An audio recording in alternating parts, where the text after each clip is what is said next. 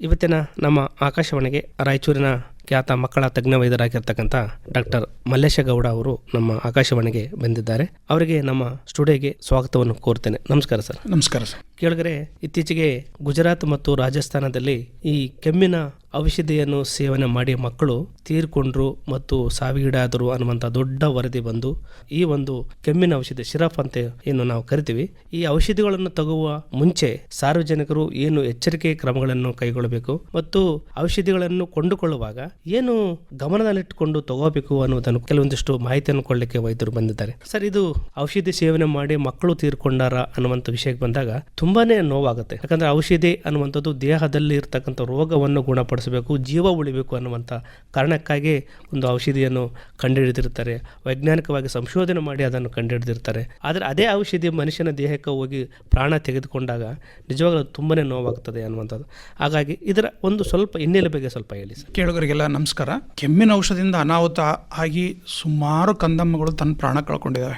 But ಇದು ಈ ವರ್ಷ ಈಗ ನಮ್ಮ ಭಾರತದಲ್ಲಿ ಆಗಿದ್ದು ಮಾತ್ರ ಅಂತ ಅಲ್ಲ.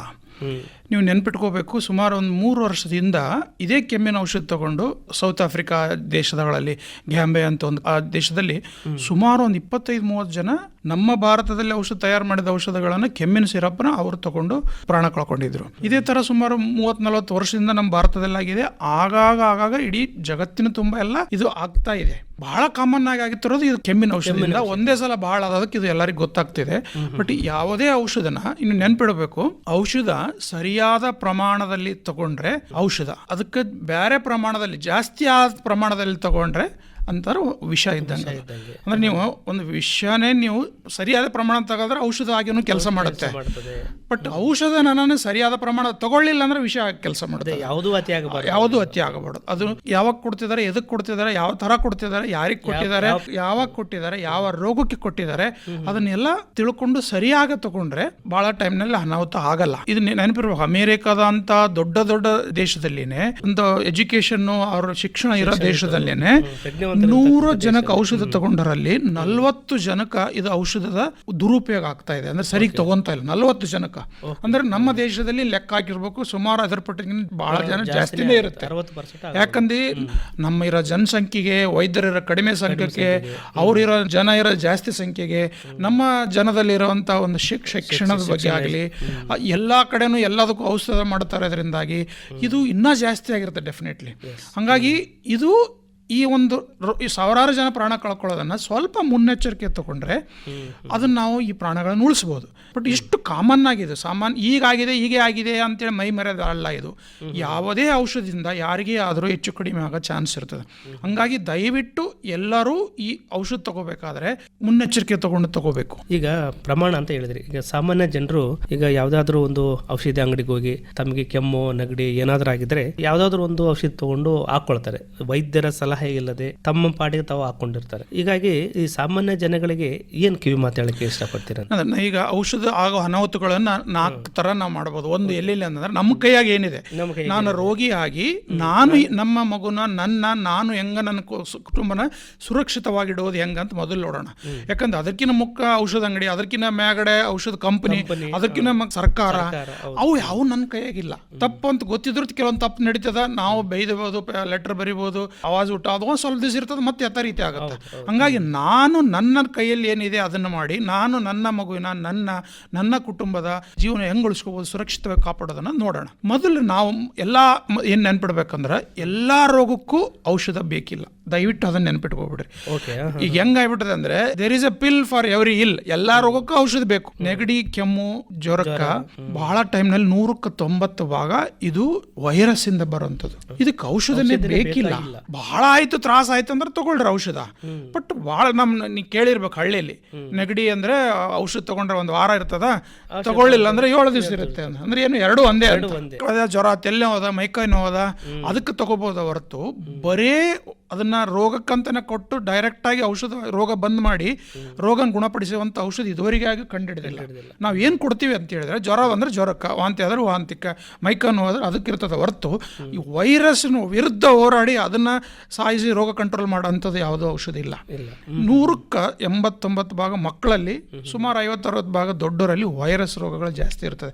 ನನಗೆ ಸಾಮಾನ್ಯವಾಗಿ ಬರೋ ಕೆಮ್ಮು, ನೆಗಡಿ, ಜ್ವರ, ವಾಂತಿ, ಬೇದಿ 100ಕ್ಕೆ 90 ಭಾಗ ವೈರಸ್ ಬರುವಂಥದ್ದು. ಹುಡುಗರಿಗೆ 100ಕ್ಕೆ 80 ಭಾಗ ಇವೇ ರೋಗ ಇರ್ತವೆ. ನೀವು ಯಾವುದೇ ಹೋಗ್ರಿ ಡಾಕ್ಟರ್ ತಲೆ, ಮಕ್ಕಳ ಡಾಕ್ಟರ್ ತಲೆ ಪಕ್ಕದಲ್ಲಿ ಕೇಳ್ರಿ, 100ಕ್ಕೆ 90 ಭಾಗ ಇವೇ ರೋಗ ಇರ್ತವೆ.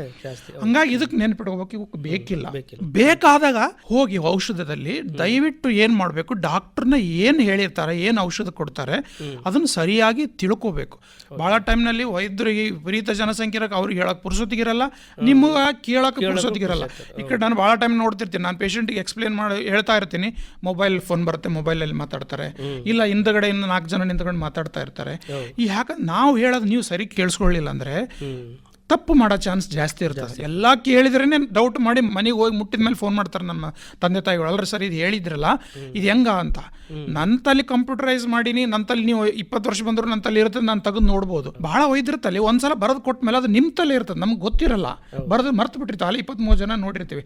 ಹಂಗಾಗಿ ಅವೇ ಟೈಮ್ನಾಗ ನಿಮಗೆ ಡೌಟ್ ಇರಲಾರ್ದ ವೈದ್ಯರಾದ ಕೋಣೆ ಬಿಟ್ಟು ಹೋಗಬೇಡ್ರಿ. ಯಾರಿಗೂ ನೀವು ಹೋಗಂತ ಹಕ್ಕಿಲ್ಲ ಡಾಕ್ಟರ್ಗೆ ಹೇಳಕ್ಕೆ. ನಿಮ್ಮ ಪೂರ್ತಿ ಕ್ಲಿಯರ್ ಆಗತ್ತನ ಕೇಳಿಕೊಂಡು ಮೊದಲು ನಮ್ಮ ಕೈಯಲ್ಲಿ ಕೆಲಸ ಮಾಡಿರ್ತಾರೆ ಅವ್ರ ಕಡೆ ಕೇಳ್ರಿ. ಅವ್ರಿಗೆ ನಿಮ್ಗೆ ಸರಿಯಾಗಿ ಅರ್ಥ ಆಗಲಿಲ್ಲ ಅಂದರೆ ನಾನು ಡಾಕ್ಟರ್ ತಲೆ ಕೇಳಬೇಕಂದ್ರೆ ಯಾರೂ ಬೇಡ ಅನ್ನಲ್ಲ. ಅದನ್ನು ಸರಿಯಾಗಿ ಕೇಳ್ಕೊಳ್ರಿ. ಏನೇನು ಕೇಳ್ಕೋಬೇಕು, ಇದು ಔಷಧ ಎಷ್ಟು ಔಷಧ ಬರೆದಿದ್ದಾರೆ. ಯೂಸಲಿ ಮಕ್ಕಳಲ್ಲಿ 2-3 ಔಷಧ ಜಾಸ್ತಿ ಬರೆದ್ರೆ ಬಹಳ ಹುಡುಗರು ತಗೊಳ್ಳಲ್ಲ. ಹಂಗಾಗಿ ಜಾಸ್ತಿ ಬರೆದ್ರೆ ಬೇರೆ ಚಾನ್ಸ್ ಕಡಿಮೆ ಇರ್ತದೆ. 2-3 ಔಷಧ ಬರೆದಿರ್ತಾರೆ. ಅದು ಬರೆದಾಗ ಯಾವ್ದು ಮೊದಲು ತಗೋಬೇಕು, ಯಾವ್ದು ನಂತರ ತಗೋಬೇಕು ಮೊದಲು ಕೇಳ್ಕೋಬೇಕು. ಅಂದ್ರೆ ಕೆಲವೊಂದು ಭಾಳ ಟೈಮ್ನ ಜ್ವರದ ಔಷಧ ಕೊಟ್ಟು ಜ್ವರ ನಿಂತ ಮೇಲೆ ಬೇರೆ ಔಷಧ ಆಗಿದ್ರೆ ಉಳಿಕೆದ ಔಷಧ ಎಲ್ಲ ದಕ್ಕದು ವಾಂತಿ ಆಗದೇ ಇರೋದಂಥ ಚಾನ್ಸ್ ಕಡಿಮೆ. ಹಂಗಾಗಿ ಮಿನಿಮಮ್ ಒಂದೊಂದು ಔಷಧ ನಡಬೇಕು, ಅರ್ಧ ಗಂಟೆಯಿಂದ 1 ಗಂಟೆ ಗ್ಯಾಪ್ ಕೊಟ್ಟು ಕೊಡಬೇಕು. ಆಮೇಲೆ ಯಾವ ರೀತಿ ತಗೋಬೇಕು ಅಂತ ಹೇಳಬೇಕು. ಅದನ್ನ ಏನು ನೀರ್ನಾಗ ಮಿಕ್ಸ್ ಮಾಡಿ ತಗೋಬೇಕು, ಡೈರೆಕ್ಟ್ ತಗೋಬೇಕು, 2 ml 1 ml, ಆಮೇಲೆ ಡ್ರಾಪ್ಸ ಸಿರಪ್. ನಾವು ಭಾಳ ಟೈಮ್ನಲ್ಲಿ ಸಿರಪ್ 5 ml ಹಾಕಂತ ಹೇಳಿದ್ರೆ ಆ ಡ್ರಾಪ್ಸ್ ಇರ್ತದೆ ಇನ್ನೊಂದು ಔಷಧ, ಅದನ್ನ 5 ml ಹಾಕಿಬಿಡ್ತಾರೆ. ಅದು ವಿಪರೀತ ಜಾಸ್ತಿ ಆಗಿಬಿಡುತ್ತೆ ಔಷಧ. ಡ್ರಾಪ್ ಅಲ್ಲಿ ಯಾವಾಗಲೂ ಜಾಸ್ತಿ ಇರ್ತದೆ, ಯಾಕಂದ್ರೆ ಅದು ಸಣ್ಣ ಮಕ್ಕಳಿಗೆ ಸ್ವಲ್ಪ ಔಷಧದಲ್ಲಿ ಜಾಸ್ತಿ ಕೊಡಬೇಕು ಅನ್ನೋ ಸಲುವಾಗಿ ಸ್ವಲ್ಪ ಔಷಧದಲ್ಲಿ ಕಾನ್ಸಂಟ್ರೇಟ್ ಸಾಂದ್ರತೆ ಜಾಸ್ತಿ ಇರ್ತದೆ, ಸಿರಪ್ನಲ್ಲಿ ಕಡಿಮೆ ಇರ್ತದೆ. ನೀವು ಸಿರಪ್ ಕೊಡೋಂಥ ಡ್ರಾಪ್ಸ್ ಏನಾರು ಕೊಟ್ಟರೆ ಜಾಸ್ತಿ ಆಗ್ಬಿಡ್ತದೆ, ಮಗುಗೆ ಅನಾಹುತ ಆಗೋ ಚಾನ್ಸ್ ಇರ್ತದೆ. ಫಾರ್ ಎಕ್ಸಾಂಪಲ್ ಎಲ್ಲ ನೆಗಡಿ ಔಷಧ ಕೊಡೋದ್ರಲ್ಲಿ ಹುಡುಗರಿಗೆ ಸೈಡ್ ಎಫೆಕ್ಟ್ ಆಗಿ ನಿದ್ದೆ ಬರ್ತದೆ. ಸ್ವಲ್ಪ ಕೊಟ್ಟರು, ಪ್ರಮಾಣದಲ್ಲಿ ಕೊಟ್ಟರು ನಾನು ಹೇಳ್ತಿರ್ತೀನಿ ನಿದ್ದೆ ಬರುತ್ತೆ, ಗಾಬರಿ ಆಗ್ಬಿಡ್ರಿ, ಇಲ್ಲ ಭಾಳ ಮಲ್ಕೊಂಡ್ರಿ ಇದು ಔಷಧ ಬಂದ್ ಮಾಡಿ ನಾನು ತಲೆ ಕರ್ಕೊಂಬರ್ರಿ ಅಂತ. ಅದನ್ನ ನೀವು ಜಾಸ್ತಿ ಆಗಿಬಿಟ್ರೆ ಭಾಳ ನಿದ್ದೆ ಮಾಡ್ತಾರೆ, ಉಸಿರಾಟಕ್ಕೆ ತೊಂದರೆ ಆಗೋ ಚಾನ್ಸ್ ಇರ್ತದೆ. ಆಮೇಲೆ ಈ ಕೆಮ್ಮು ನೆಗಡಿದಲ್ಲಿ ಭಾಳ ಟೈಮ್ನಾಗ ಈಗ ಆಗಿರೋದು ಮೊನ್ನೆ ಗುಜರಾತಲ್ಲಿ ಒಂದು ಔಷಧದಲ್ಲಿ 3-4 ಒಳಗೆ ಇಂಗ್ರೀಡಿಯೆಂಟ್ ಇರ್ತಾವೆ, ಒಳಗೆ 3-4 ಕೂಡಿರ್ತಾರೆ. ಆಮೇಲೆ ಯಾವುದೇ ಒಂದು ಔಷಧದಲ್ಲಿ ಅದು ಗಟ್ಟಿ ಆಗ್ಲಾರ್ದಂಗೆ ಇಡೋದಕ್ಕೆ ಒಂದು ಔಷಧ ಮಾಡಿರ್ತಾರೆ, ಹಾಕಿರ್ತಾರೆ. ಈಗ ಅದು ಕೊಟ್ಟಿರೋದೆ ಡೈಇಥಾನ್ ಗ್ಲೈಕಾನ್ ಅಂತಿರದೆ, ಇಥಿಲಿನ್ ಗ್ಲೈಕಾನ್ ಅಂತ ಇರ್ತದೆ. ಯಾವುದೇ ಟಾನಿಕ್ ನಲ್ಲಿ ಗಟ್ಟಿ ಆಗ್ಬಿಡೋದಂದ್ರೆ ಅದು ಹಾಕಿರ್ತಾರೆ. ಎಷ್ಟು ಪ್ರಮಾಣದಲ್ಲಿ ಇರಬೇಕು ಅಷ್ಟು ಪ್ರಮಾಣದಲ್ಲಿ ಇದ್ರೆ ಏನೂ ಆಗಲ್ಲ. ಇಲ್ಲಿ ಏನಾಗಿದೆ 1% ಕೆಳಗಿರೋದು 45% ಮಿಕ್ಸ್ ಆಗಿದೆ. ಅದಂಗ ವಿಪರೀತವಾಗಿ ಕಿಡ್ನಿ ಫೇಲ್ ಆಗಿದೆ, ಮೆದುಳಿಗೆ ಹೋಗಿದೆ, ಉಸಿರಾಟ ತೊಂದರೆ ಆಗಿದೆ.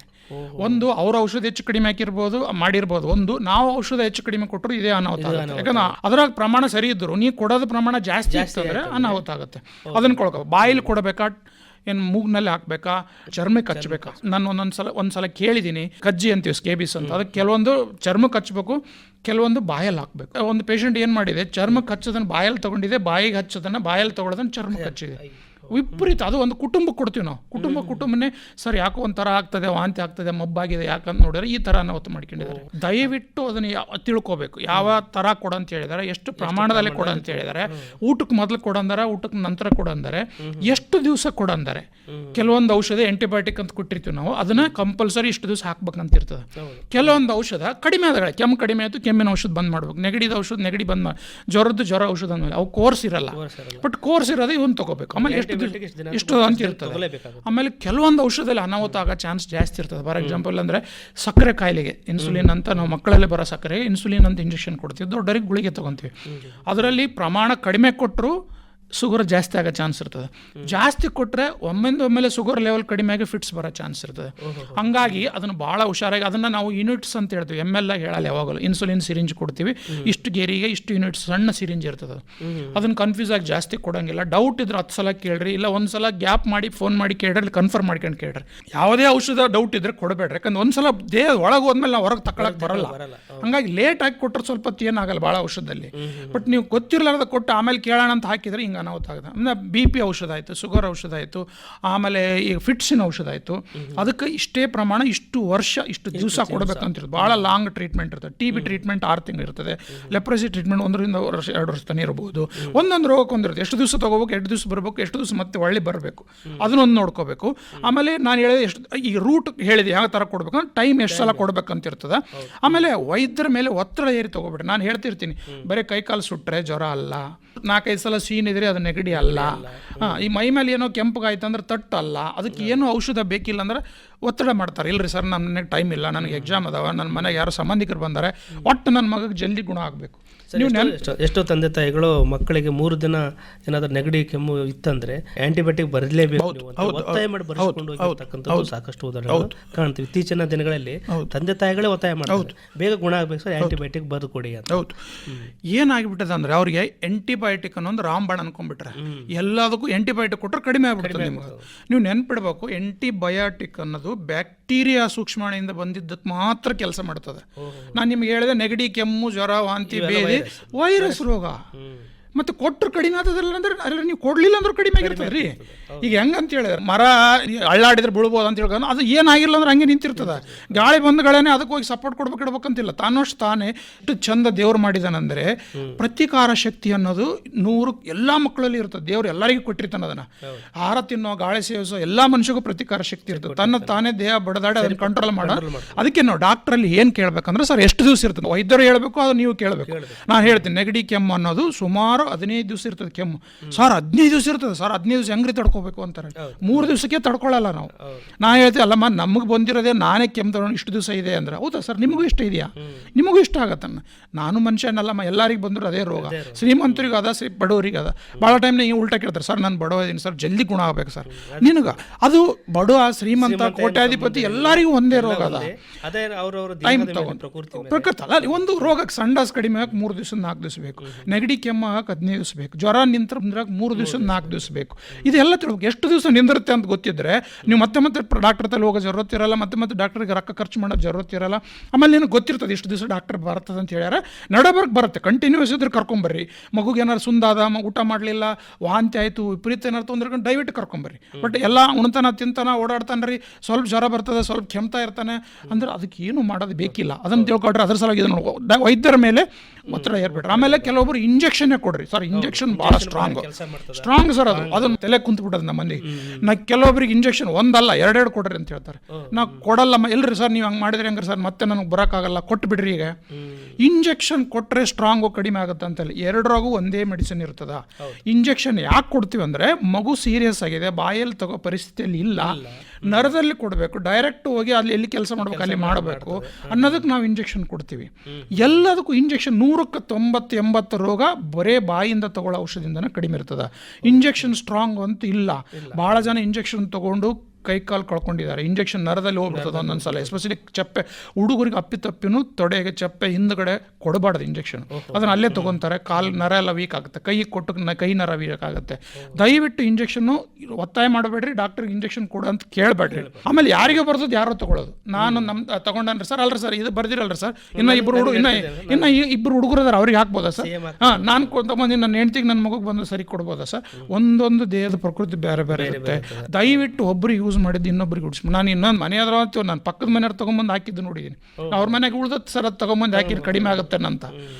ಅದಕ್ಕೆ ಅನಾಹುತಕ್ಕೆ ಮಾಡಿಕೊಡೋದಾರೆ. ದಯವಿಟ್ಟು ಇನ್ನೊಬ್ಬರು ತೊಗೊಂಡಿದ್ದ ಮಾಡಬೇಡ್ರಿ. ಆಮೇಲೆ ಒಂದೇ ವರ್ಷ ಔಷಧಗಟ್ಟಲೆ ತೊಗೊಳ್ಳೋದು. ನಾನು ಬರೆದು ಇಟ್ಟಿದ್ದು ಪ್ರಿಂಟ್ ಔಟ್ ಇರ್ತದೆ, ಅದನ್ನೇ ಔಷಧ 3 ಸಲ 4 ಸಲ ಬಂದು ಮೆಡಿಕಲ್ ಶಾಪ್ನಾಗ ತೊಗೊಂಡು ಹೋಗ್ಬಿಡೋದು.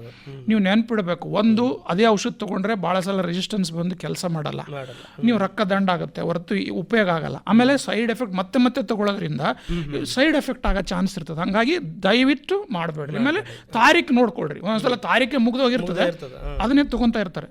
ಪ್ರತಿಯೊಂದಕ್ಕೂ ತಾರೀಕು ನೋಡ್ಕೋಬೇಕು. ಹಾಸ್ಪಿಟಲ್ ಬಿಟ್ಟು ಹೋಗೋಕೆ ಮುಂಚೆನೆ ಕೆಲವೊಂದ್ಸಲ ಆ ಮೆಡಿಕಲ್ ಶಾಪ್ನಾಗೂ ಮರ್ತು ಕೊಟ್ಟಿರ್ಬೋದು, ವೈದ್ಯರು ಮರ್ತು ಕೊಟ್ಟಿರ್ಬೋದು. ದಯವಿಟ್ಟು ತಾರೀಖು ಇದೆಯಲ್ಲ, ತಾರೀಖು ನೋಡ್ಕೋಬೇಕು.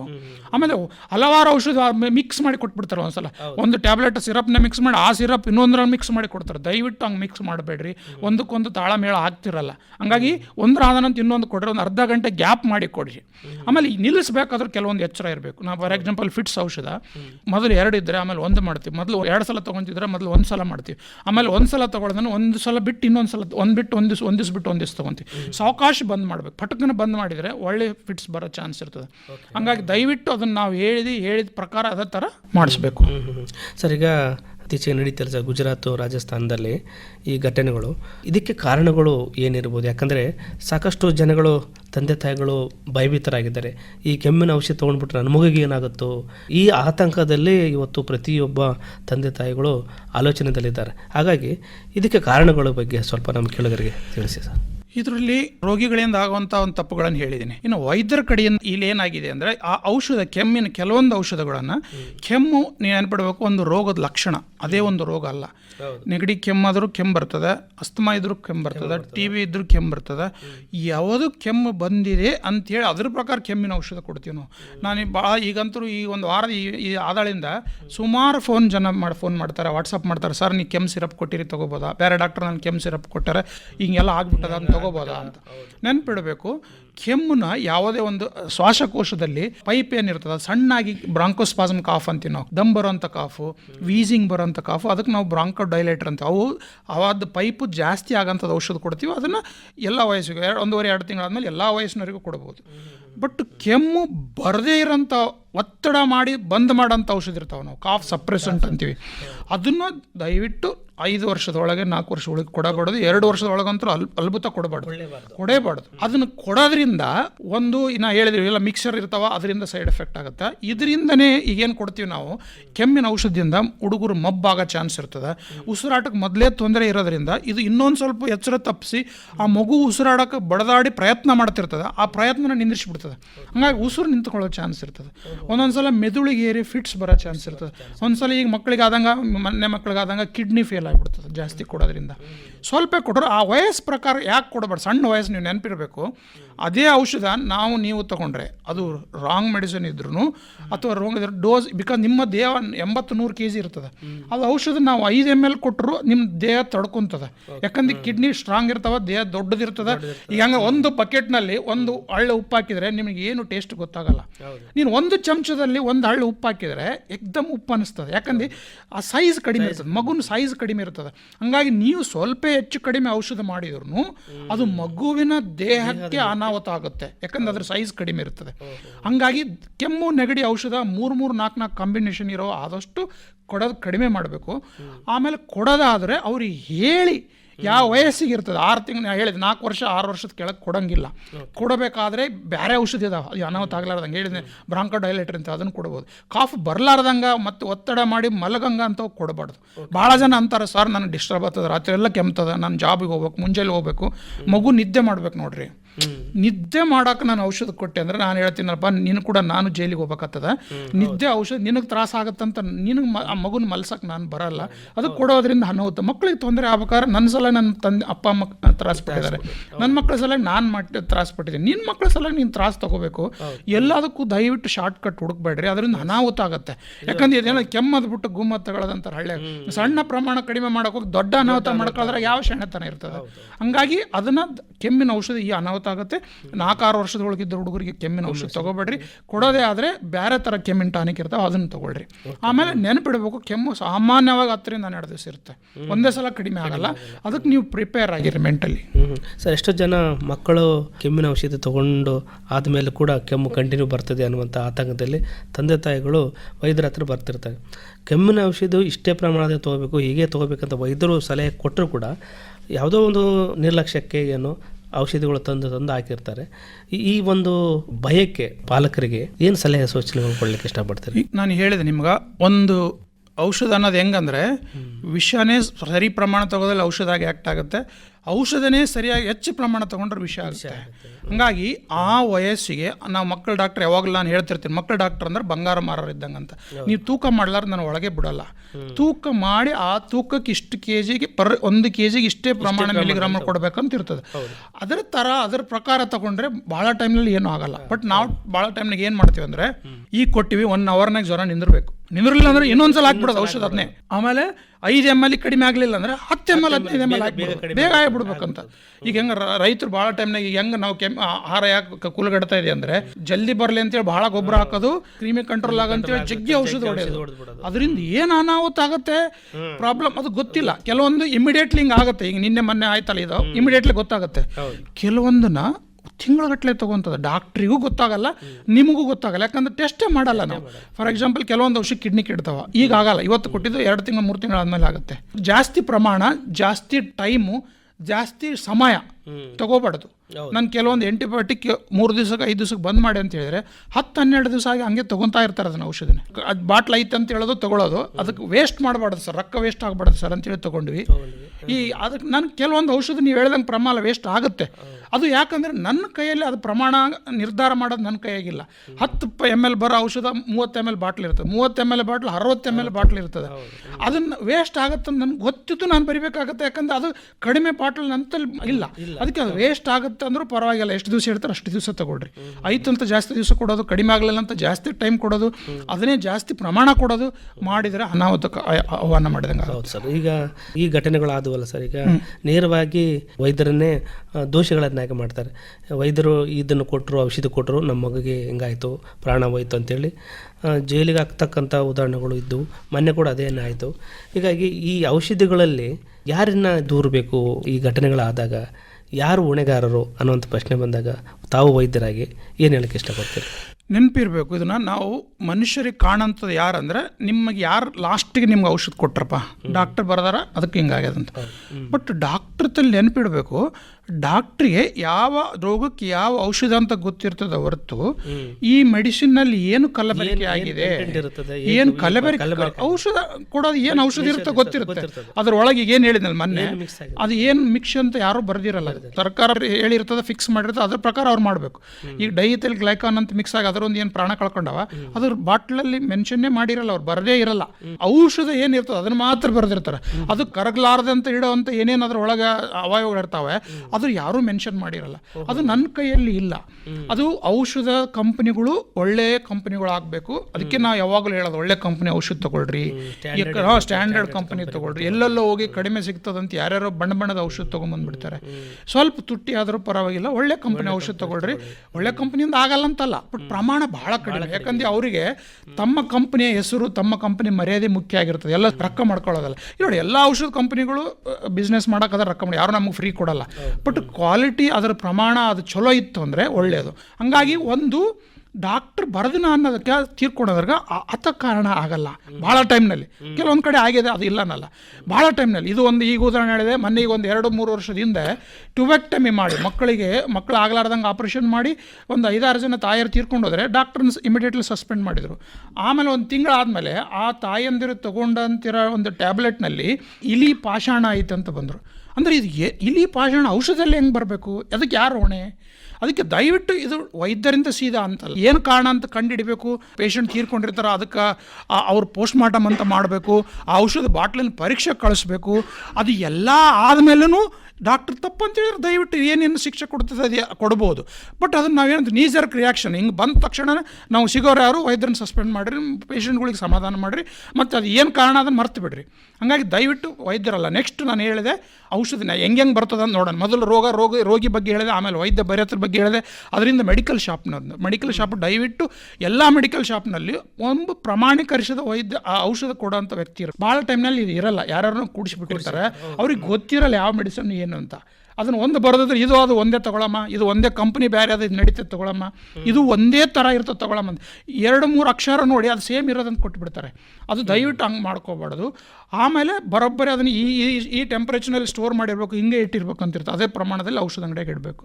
ಒಂದು ಔಷಧ ಅಂಗಡಿಯವ್ರು ಎಲ್ಲಿಂದ ತೊಗೊತಾರ? ಔಷಧ ಕಂಪ್ನಿಯಿಂದ. ಔಷಧ ಕಂಪ್ನಿಯಲ್ಲಿ ಬಹಳ ಲಕ್ಷಾಂತರ ಕಂಪ್ನಿಗಳು ಅದಾವೆ. ಕಂಟ್ರೋಲ್ ಭಾಳ ಕಡಿಮೆ ಆಗ್ಬಿಟ್ಟದೆ ನಮ್ಮಲ್ಲಿ. ಡ್ರಗ್ ಇನ್ಸ್ಪೆಕ್ಟರ್ ಸಂಖ್ಯೆ ಭಾಳ ಕಡಿಮೆ ಇದೆ. ಆ ಡ್ರಗ್ ಕ್ವಾಲಿಟಿ ಸರಿ ಐತಿಲ್ಲ ಅಂತ ಚೆಕ್ ಮಾಡೋಂಥ ಸರ್ಕಾರಿ ಸಂಸ್ಥೆಗಳು ಭಾಳ ಕಡಿಮೆ ಇದಾವೆ ನಮ್ಮಿರೋ ಜನಸಂಖ್ಯೆ. ಹಾಗಾಗಿ ನಿಗರಾಣಿ ಭಾಳ ಕಡಿಮೆ ಆಗಿ ಇಂಥವೆಲ್ಲ ಅನಾಹುತ ಆಗ್ತಿದ್ದಾವೆ. ಕೆಲವೊಂದು ಔಷಧನ ಕೆಲವೊಂದು ವಯಸ್ಸಿಗೆ ಕೊಡಬಾರ್ದಂತೈತೆ, ಕೆಲವೊಂದು ಔಷಧಗಳು ಒಂದು ಮಿಕ್ಸ್ ಮಾಡಿ ಕೊಡಬಾರ್ದಂತದ. ಅದು ನಾವಂತ ಹೇಳೋದು ಇರ್ರ್ಯಾಷನಲ್ ಕಾಂಬಿನೇಷನ್ ಅಂತ ಹೇಳ್ತೀವಿ. ಅದು ಸಮರ್ಪಕ ಅಲ್ಲದಂಥ ಒಂದು ಮಿಕ್ಸ್ಚರ್ ಮಾಡಿ ಕೊಡ್ತಾರೆ. ಔಷಧ ನಮ್ಮ ಬುಕ್ನಲ್ಲಿ, ನಮ್ಮ ವಿಜ್ಞಾನದಲ್ಲಿ ಈ ಔಷಧ 2 ಮಿಕ್ಸ್ ಇರಬಾರ್ದು ಅಂತ ಐತೆ, ಈ ವಯಸ್ಸಿಗೆ ಇದನ್ನು ಕೊಡಬಾರ್ದು ಅಂತ ಐತೆ. ಅಷ್ಟೆಲ್ಲ ಇದ್ರೂ ಅದು ಯಾಕೆ ಔಷಧ ಮಾಡಿ ನೀವು ರಿಲೀಸ್ ಮಾಡ್ತೀರಿ, ಯಾಕೆ ನಮಗೆ ಸಿಗಂಗೆ ಮಾಡ್ತೀರಿ, ಯಾಕೆ ಮೊದಲೇ ಅಲ್ಲೇ ಬಂದ್ ಮಾಡಿಬಿಡ್ರಲ್ಲ.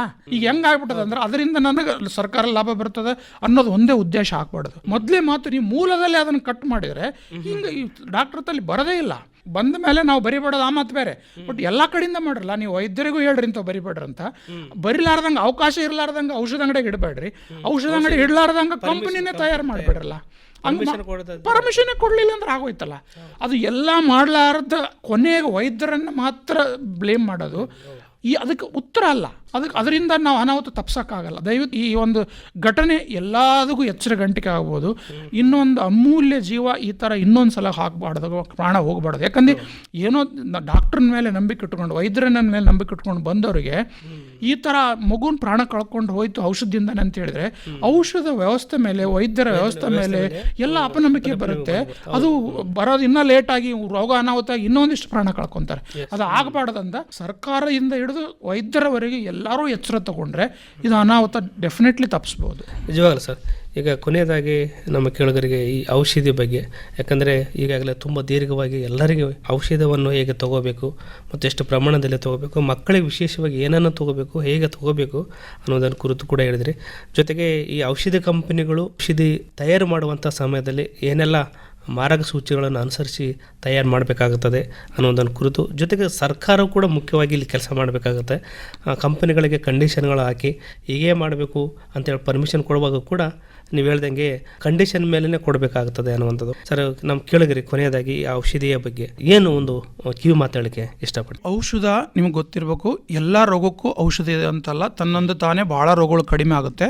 ಹಾಗಾಗಿ ಎಲ್ಲದಕ್ಕೂ ಔಷಧ ತೊಗೊಳಕ್ಕೆ ಹೋಗ್ಬೇಡ್ರಿ. ತೊಗೋಬೇಕಾದ್ರೆ ವೈದ್ಯರನ್ನು ಸರಿಯಾಗಿ ಕೇಳಿ ಎಲ್ಲ ರೀತಿಯು ನಾನು ಹೇಳಿದೆ, ಯಾವ ಥರ ತೊಗೋಬೇಕು, ಎಷ್ಟು ತೊಗೋಬೇಕು, ಎಷ್ಟು ದಿವಸ ತೊಗೋಬೇಕು, ಊಟ ಆದಮೇಲೆ, ಊಟಕ್ಕೆ ಮುಂಚೆ ತೊಗೋಬೇಕು, ಎಲ್ಲನೂ ಸರಿಯಾಗಿ ಕೇಳ್ಕೊಳ್ರಿ. ಇದು ನಿಮ್ಮ ಹಕ್ಕು. ನೀವು ಕಷ್ಟಪಟ್ಟು ಹಣ ಕೊಟ್ಟು ವೈದ್ಯರಲ್ಲಿ ಬಂದು ಕೇಳಬೇಕಾದ್ರೆ ನೀವೆಲ್ಲ ಆ ವೈದ್ಯರಿಗೆ ಟೈಮ್ ಇಲ್ಲ ಅಂತಲ್ಲ, ಅವ್ರು ವೈದ್ಯರು ಹೇಳಬೇಕು, ನೀವು ಕೇಳಬೇಕು. ನೀವು ಮೊದಲು ಹೊರಗಡೆ ಕೇಳ್ರಿ, ಅದಕ್ಕೂ ಆಗಲಿಲ್ಲ ಅಂದರೆ ನಮ್ಮಲ್ಲಿ ಬಂದು ಕೇಳ್ರಿ. ಆಮೇಲೆ ಸರಿಯಾಗಿ ಬರ್ಸ್ಕೊಳ್ರಿ. ನಿಮಗೆ ಗೊತ್ತಾಗಲಿಲ್ಲ, ಅವರ ಹ್ಯಾಂಡ್ ರೈಟಿಂಗ್ ಗೊತ್ತಾಗಲಿಲ್ಲ ಅಂದ್ರೆ ನೀವೇ ಬರ್ಕೊಳ್ರಿ. ಅಲ್ಲೇನೆ ಹಿಂದೆ ಡಬ್ಬೆ ಮೇಲೆ ಬರ್ಕೊಳ್ರಿ, ಟ್ಯಾಬ್ಲೆಟ್ ಮೇಲೆ ಬರ್ಕೊಳ್ರಿ, ಆ ಹಾಳಿ ಮೇಲೆ ಬರ್ಕೊಳ್ರಿ. ಯಾವುದೇ ಅನುಮಾನಕ್ಕೆ ಆಸ್ಪದ ಇರಲಾರ್ದಂಗೆ ವೈದ್ಯರ ಕೋಣೆಯಿಂದ ಹೊರಗೆ ಬರ್ರಿ. ಪೂರ್ತಿ ಕ್ಲಿಯರ್ ಆದಮೇಲೆ ಮಾತ್ರ ಹೊರಗೆ. ಯಾಕಂದ್ರೆ ಇದು ಔಷಧಕ್ಕೆ ನಮಗೆ ಗೊತ್ತಿರಬೇಕು, ಹೆಚ್ಚು ಕಡಿಮೆ ಕೊಟ್ಟರೆ ಅದು ಔಷಧನೇ ಅನಾಹುತ ಮಾಡ್ಬೋದು. ಹಾಗಾಗಿ ದಯವಿಟ್ಟು ಸರಿಯಾಗಿ ಕೇಳ್ಕೊಳ್ರಿ, ಸರಿಯಾದ ಪ್ರಮಾಣದಲ್ಲಿ ತೊಗೊಳ್ರಿ. ನಿಮ್ಮ ಮುನ್ನೆಚ್ಚರಿಕೆ ನಿಮ್ಮ ಕೈಯಲ್ಲಿ ಇತ್ತಂದ್ರೆ ಇಂಥವು ಯಾವ ಅನಾಹುತವಾಗಲ್ಲ. ನಮ್ಮ ಪ್ರಾಣ, ನಮ್ಮ ಮಕ್ಕಳ ಪ್ರಾಣಕ್ಕೂ ಯಾವುದೇ ಅಪಾಯವಾಗಲ್ಲ. ಇದುವರೆಗೆ ನಮ್ಮ ಆಕಾಶವಾಣಿಗೆ ಬಂದು ಔಷಧಿ ತೆಗೆದುಕೊಳ್ಳುವ ಮುನ್ನ ಎಚ್ಚರಿಕೆ ಏನು ಅನ್ನೋದನ್ನು ಕುರಿತು ನಮ್ಮ ಕೇಳಿಗರಿಗೆ ಮಾಹಿತಿಯನ್ನು ಕೊಟ್ಟರೆ, ನಮ್ಮ ಕೇಳಿಗರಿಗೆ ತಾವು ಬಂದು ಮಾಹಿತಿಯನ್ನು ಕೊಟ್ಟಿದ್ದಕ್ಕಾಗಿ ತಮಗೆ ಧನ್ಯವಾದಗಳು ಸರ್. ನಮಸ್ಕಾರ. ನಮಸ್ಕಾರ. ಧನ್ಯವಾದಗಳು ಸರ್. ನಮಸ್ಕಾರ. ನಮಸ್ಕಾರ. ಧನ್ಯವಾದಗಳು ಸರ್. ನಮಸ್ಕಾರ. ನಮಸ್ಕಾರ. ಧನ್ಯವಾದಗಳು ಸರ್. ನಮಸ್ಕಾರ.